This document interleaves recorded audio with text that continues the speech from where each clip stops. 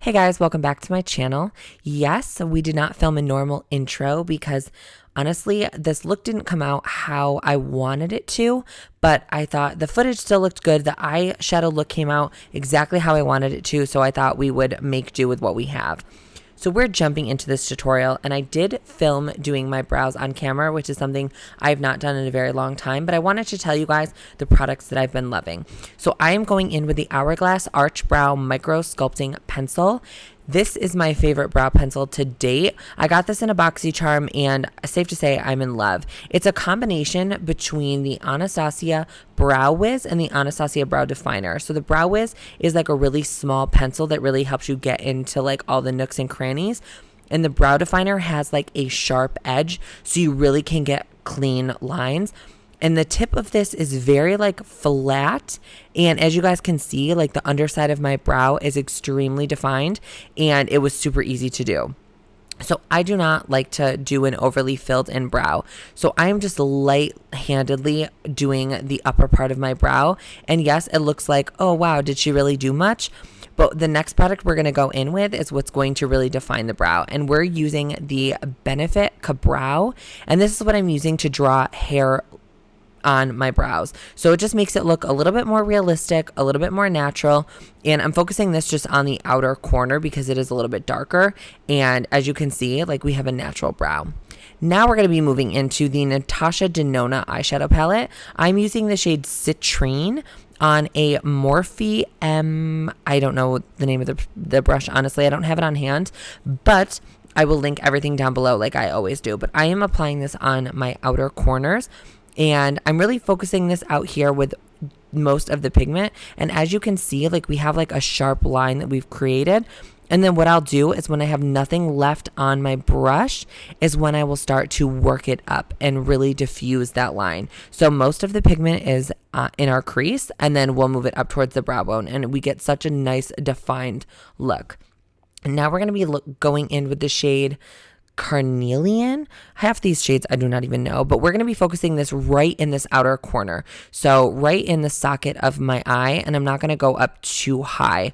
The one thing I didn't like about the Citrine shade is it was supposed to be a yellow shade, but as I started to blend it out, it became a little bit more orange, and it really lost the yellow, which is a little bit sad. The next shade we're going to go in with is Glory, and I'm using this on another Morphe brush, and I'm focusing this because this is what's going to really deepen up our crease.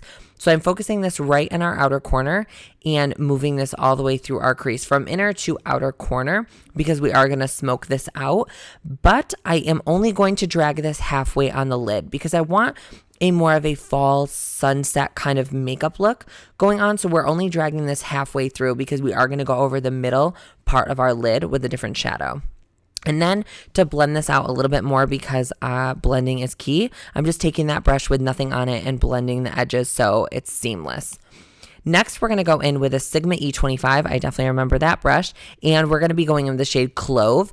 This one I'm focusing right in the outer corner, really deepening this up. And I do drag it halfway through my crease. But do you see how that really does smoke up the outer corner and really gives us that definition, and it's really defined? That is exactly what we're doing. I wanted just something from like dark to light and smoky, but not anything like crazy intense. I wanted all the smokiness to be on the outer corner since we are going to go in with a winged liner. I think like smoky eyes with winged liner just like is perfect for fall. And then I'm just going to buff that out just to make sure we didn't lose any of that pink pigment in there. Now I'm going to be taking that same Carnelian shade that we used in our crease, and I'm just going to be blending out that Glory shade. So I'm going to be dragging this all the way from inner to outer corner. And as you see, it's just going to fade from that darker purpley shade to the pink to this nice yellowy orange. And then we're going in with my favorite eyeliner of all time. This is the Schwing eyeliner by The Balm. I have so many of these from PR that they've sent, and I love this. It is black. It dries matte. There's no sheen to it. The only thing that really happened in this look, which killed me, is my inner corner didn't really want to dry down. My eyes were watering, so it transferred, and I had to fix it. It was a big freaking mess. But But what I'm doing is, as you guys can see, I am starting at the ends of my eye and dragging it up towards my brow. Winged liners are my friggin' enemy.